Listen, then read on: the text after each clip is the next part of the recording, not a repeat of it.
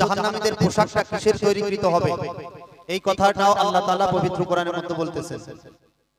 আল্লাহ পাক রব্বুল আলামিন বলতেছেন ফাল্লাযীনা কাফারু কুত্তিআত লাহুম সিয়াবুম মিন নার। জাহান্নামের আগুন কেটে কেটে ওই আগুনের দ্বারা তখন জাহান্নামী মানুষদের জন্য পোশাক তৈরি করা হবে। আর জাহান্নামের আগুনের দ্বারা তৈরিকৃত ওই পোশাকটাই তখন জাহান্নামীদের শরীরের মধ্যে পরিধান করিয়ে দেওয়া হবে। চিৎকার করে বলুন না নাউযুবিল্লাহ। জাহান্নামের আগুনের দ্বারা তৈরিকৃত ওই পোশাকটা যখন তাদের শরীরে পরিধান করিয়ে দেওয়া হবে, এরপরে জাহান্নামীদের সঙ্গে কেমন ব্যবহার করা হবে আল্লাহ তাআলা সেই কথাও কোরআনের মধ্যে বলতেছেন। আল্লাহ তাআলা বলতেছেন ইউসাব্বু মিন ফাওকি রুসিহিমুল হামিম। জাহান্নামের আগুনের দ্বারা তৈরিকৃত ওই পোশাকটা যখন তাদের শরীরে পরিধান করিয়ে দেওয়া হবে, এরপরে জাহান্নামের আগুনের দ্বারা যেই পানি কোটি কোটি বছর ধরে ফুটানো হইতেছে, গরম করা হইতেছে, কোটি কোটি বছর ধরে যে পানি উত্তপ্ত করা হইতেছে, এই উত্তপ্ত পানি তখন জাহান্নামীদের মাথার উপরে ঢেলে দেওয়া হবে। আর যখনই ওই ফুটন্ত গরম পানি জাহান্নামীদের মাথার উপরে ঢেলে দেওয়া হবে, সঙ্গে সঙ্গে জাহান্নামীদের মাথার চুলগুলো খসে খসে পড়ে যাবে। শুধু তাই নয়, শুধু তাই নয়, তাদের মাথার উপরে ওই ফুটন্ত গরম পানি ঢেলে দেওয়ার কারণে জাহান্নামীদের শরীর থেকে চামড়া এবং গোশত সব কিছু খসে খসে পড়ে যাবে। এরপর আল্লাহ পাক রব্বুল আলামিন তাদেরকে ক্ষমা করে দিবেন নাকি বলেন? তাদের চামড়া গোশত শরীর থেকে খসে যাওয়ার পরে তাদেরকে ক্ষমা করে দিবেন? তাদেরকে কিন্তু ক্ষমা করবেন না।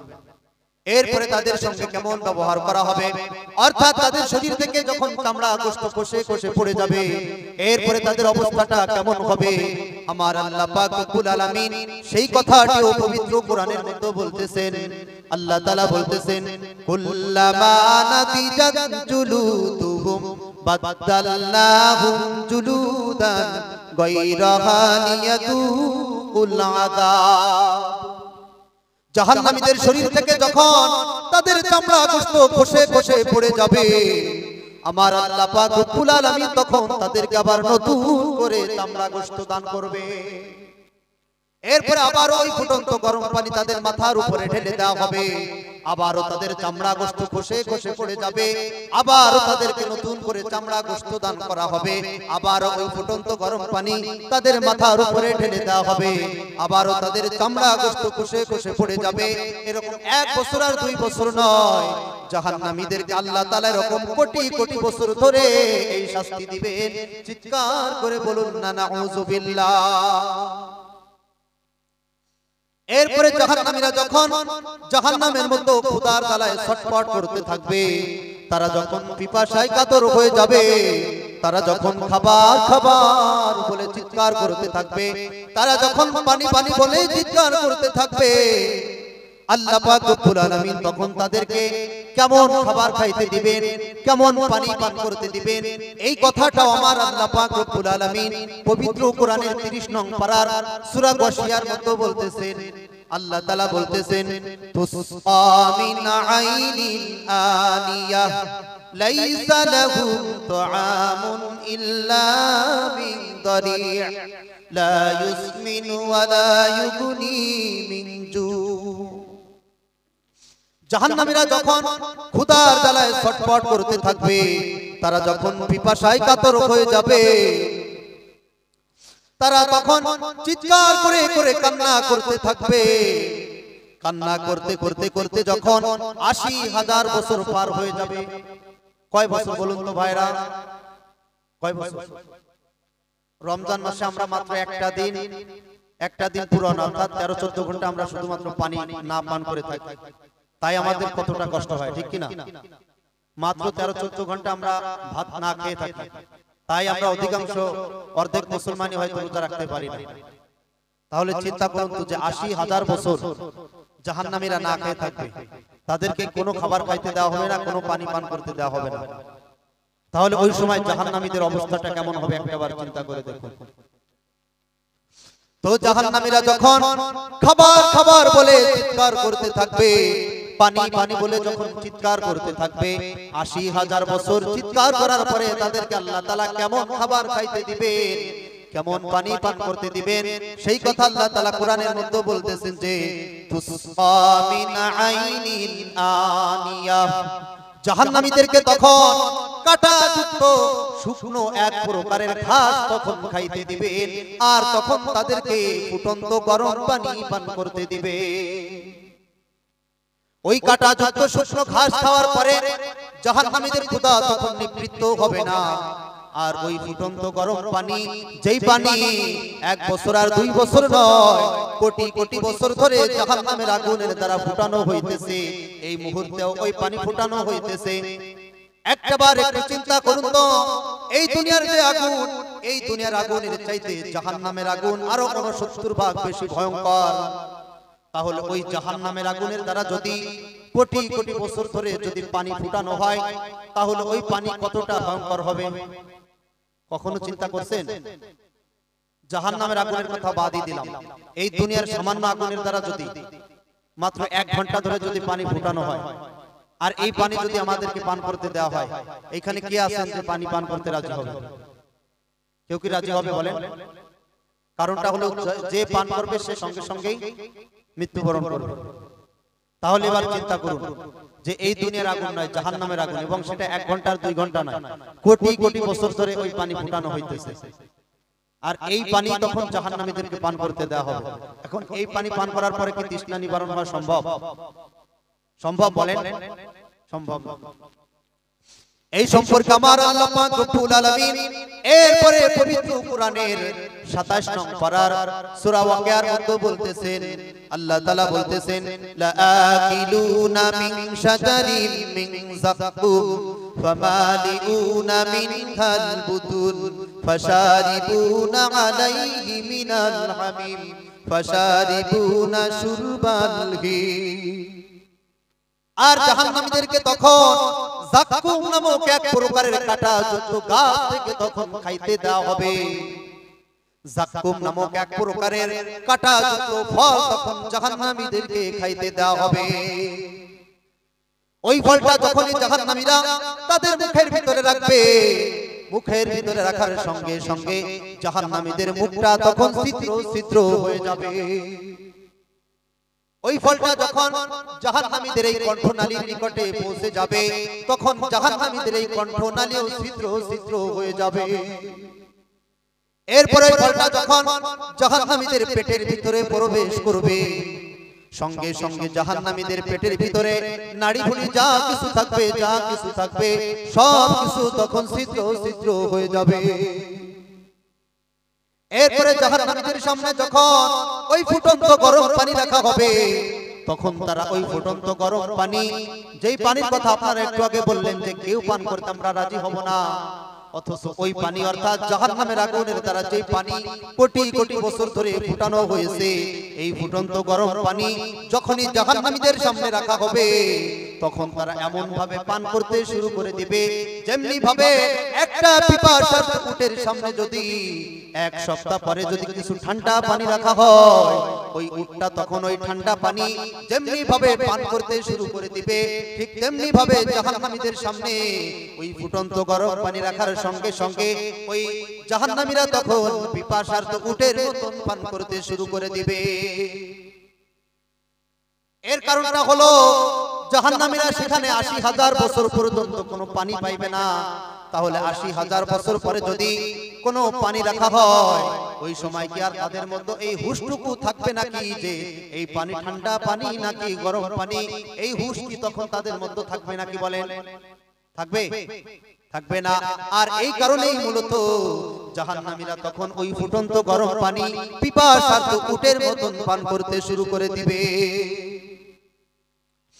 এই সম্পর্কে আমার আল্লাহ পাক রব্বুল আলামিন পবিত্র কোরআনের 30 নং পারার সূরা নাবার প্রথম পৃষ্ঠার মধ্যে তিনি আবারও বলতেছেন, আল্লাহ তাআলা বলতেছেন লা ইয়াযুকুনা ফিহা বারদাও ওয়ালা শারাবা। লা ইয়াযুকুনা মানে জাহান্নামীদেরকে পান করতে দেওয়া হবে না, আস্বাদন করতে দেওয়া হবে না। ফিহা মানে তার মধ্যে, অর্থাৎ জাহান্নামের মধ্যে, বারদান মানে কোনো ঠান্ডা পানি, ওয়ালা শারাবা এবং জাহান্নামীদেরকে সেখানে কোনো শরবতও পান করতে দেওয়া হবে না। তাহলে জাহান্নামীদেরকে কি পান করতে দেওয়া হবে, সেই কথাটিও আমার আল্লাহ পাক রব্বুল আলামিন এরপরের আয়াতের মধ্যে বলতেছেন। আল্লাহ তাআলা বলতেছেন ইল্লা হামিমা ওয়া গাসসা।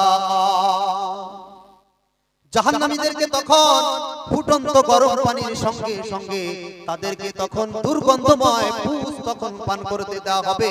চিৎকার করে বলুন না নাউযুবিল্লাহ। আপনারা পুষ চেনেন তো, যেটা আমাদের শরীরে যখন কোনো ক্ষত হয়, ক্ষতের স্থান থেকে যে সাদা জিনিসটা বের হয় ময়লাযুক্ত দুর্গন্ধময়, তো জাহান্নামের মধ্যে যে পুষ পান করতে দেওয়া হবে ওই পুষ কিন্তু দুনিয়ার পুষের মতো সাধারণ পুষ হবে না। জাহান্নামের পুষ যদি আমাদের এইখানে যদি এক ফোঁটা মাত্র রাখা হতো, এইখানের সমস্ত মানুষগুলো এইখানেই মৃত্যুবরণ করত, এতটা ভয়ঙ্কর হবে। তো জাহান্নামীদের সামনে যখন ওই ফুটন্ত গরম পানি আর পুষ যখন রাখা হবে, তখন জাহান্নামী মানুষেরা এই পুষ তখন পান করতে শুরু করে দিবে।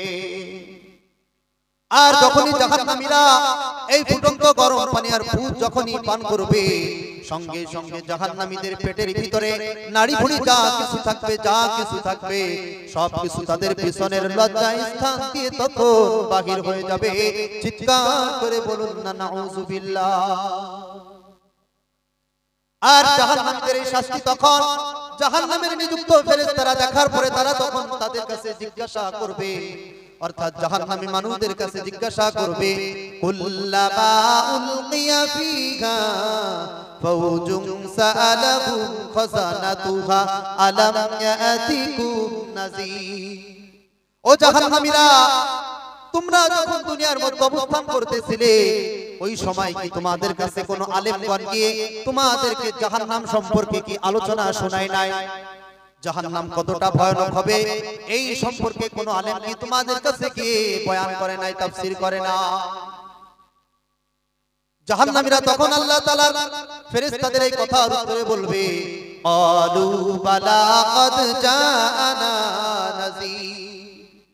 হ্যাঁ, আমাদের নিকটে ভীতি প্রদর্শনকারী এসেছিল, আমাদের কাছে সতর্ককারী এসেছিল, আমাদের কাছে আলেমগণ এসে জাহান্নাম সম্পর্কে বয়ান করেছিল, জাহান্নাম সম্পর্কে ওয়াজ করেছিল, কিন্তু আমরা তখন তাদের কথাগুলো শুধু এক কান দিয়ে শুনেছিলাম, আর এক কান দিয়ে আমরা তাদের কথাগুলোকে বাহির করে দিয়েছিলাম। সেদিন জাহান্নামীরা আফসোস করবে আর বলবে, وقالوا لو كنا نسمع أو نعقل ما كنا في أصحاب السعير। জাহান্নামী মানুষেরা সেদিন আফসোস করতে থাকবে আর বলতে থাকবে, হায় আফসোস, দুনিয়ার মধ্যে বসে যদি আলেমদের কথাগুলো যদি শুনতাম আর তাদের কথাগুলো যদি মেনে নিতাম, তাহলে আজকে আমাদেরকে সাইর নামক জাহান্নামে আসার আর প্রয়োজন হতো না। সাইর শব্দের অর্থ হলো প্রজ্বলিত আগুন। আমরা যদি আলেমদের কথাগুলো যদি মেনে নিতাম, তাহলে আমাদেরকে প্রজ্বলিত আগুনের মধ্যে আজকে আর জ্বলতে হতো না। কিন্তু ভাইরা আমার, সেদিন এরকম ভাবে যতই আফসোস করা হোক না কেন, কোন আফসোস কিন্তু আমাদের কোনো উপকারে আসবে না, ঠিক কিনা? আফসোস যা কিছু করার, উপদেশ যা কিছু গ্রহণ করার এই দুনিয়ার বুক থেকেই করতে হবে, আর তা না হলে সেদিন যতই আফসোস করেন না কেন, কোন আফসোস কিন্তু আপনাকে জাহান্নাম থেকে রক্ষা করতে পারবে না, ঠিক কিনা? তো ভাইরা আমার, যে জাহান্নাম সম্পর্কে বলতেছিলাম, এই জাহান্নাম কি কোনো সহজ জায়গা নাকি ভয়ঙ্কর জায়গা বলেন? সহজ জায়গা? এই জাহান্নামে কেউ যেতে রাজি আছেন? কেউ যাবেন? আমরা কেউ যেতে রাজি নাই। তবে হ্যাঁ, যদি আমরা আল্লাহ তাআলার হুকুমের অবাধ্য যদি চলি, সঠিকভাবে যদি পাঁচ ওয়াক্ত নামাজ আদায় না করি, তাহলে আমাদেরকে ভয়াবহ জাহান্নামে যেতে হবে কি হবে না বলেন? হবে কি হবে না? আমরা যদি চাই তাহলেও যেতে হবে, না চাইলেও যেতে হবে, ঠিক কিনা? অন্যদিকে আমার আল্লাহ পাক রব্বুল আলামিন তিনি তার জান্নাতি বান্দাদের জন্য যে জান্নাতকে সৃষ্টি করে রেখে দিয়েছেন, ওই জান্নাতটা কত সুন্দর হবে, কত সুন্দর হবে। আমার আল্লাহ পাক রব্বুল আলামিন তিনি তার জান্নাতি বান্দাদেরকে জান্নাত দান করার পরে জান্নাতের মধ্যে একটা বড় বিশাল মাহফিলের ব্যবস্থা করবে, বিশাল একটা জলসার ব্যবস্থা করবে। জান্নাতের মধ্যে জলসার ব্যবস্থা করার পরে আল্লাহ পাক রব্বুল আলামিনের হুকুমে তখন আল্লাহ তাআলার ফেরেশতারা তখন ওই মাহফিলে কোরআন তেলাওয়াত করবে। জান্নাতি মানুষেরা যখন ফেরেশতাদের মুখ থেকে কোরআন তেলাওয়াত শুনবে, কোরআন তেলাওয়াত শোনার পরে জান্নাতীরা তখন ব্যাকুল হয়ে যাবে, পাগল হয়ে যাবে, আর বলবে এত সুন্দর তেলাওয়াত আমরা তো আগে কোনোদিন শুনি না। আল্লাহ তাআলা তখন জান্নাতীদেরকে বলবে, আমার জান্নাতি বান্দারা তোমরা কি এর চাইতে আরো সুন্দর তেলাওয়াত শুনতে চাও নাকি? জান্নাতীরা তখন বলবে, ও মালিক, এত সুন্দর কণ্ঠের তেলাওয়াত শুনলাম, এর চাইতে কি আর সুন্দর কোন তেলাওয়াত থাকতে পারে নাকি? আল্লাহ তাআলা তখন জান্নাতীদেরকে বলবে, তোমরা শুনতে চাও কি চাও না, শুধু এতটুকু বলো। জান্নাতীরা তখন বলবে, মালিক, আমাদের তো ধারণা নাই যে এর চাইতে আর কোন সুন্দর তেলাওয়াত হতে পারে, তবে তোমার কাছে যদি থেকে থাকে তাহলে আমরা শুনতে চাই। আল্লাহ তাআলা তখন এমন একজন নবীকে ডাক দিবে, যেই নবীকে আমার আল্লাহ পাক রব্বুল আলামিন এই পৃথিবীর ইতিহাসে সবচেয়ে সুন্দর মায়াবী কণ্ঠ দান করেছিলেন। সেই নবী হলেন আল্লাহর নবী হযরতে দাউদ আলাইহিস সালাতু ওয়াস সালাম। দাউদ নবীকে পরে তখন তাকে দিয়ে কোরআন তেলাওয়াত করানো হবে। দাউদ নবীর কোরআন তেলাওয়াত শোনার পরে জান্নাতি মানুষেরা আগের থেকে আরো বেশি ব্যাকুল হয়ে যাবে। এরপর আল্লাহ তাআলা জান্নাতীদেরকে আবারো জিজ্ঞাসা করবে যে তোমরা কি এর চাইতে আরো সুন্দর তেলাওয়াত শুনতে চাও নাকি? জান্নাতীরা আবার ওই একই কথা বলবে, ও মালিক, আমাদের তো কোনো ধারণা নাই যে এর চাইতে আর কোনো সুন্দর তেলাওয়াত হতে পারে, তবে তোমার কাছে যদি থেকে থাকে তাহলে আমরা শুনতে চাই।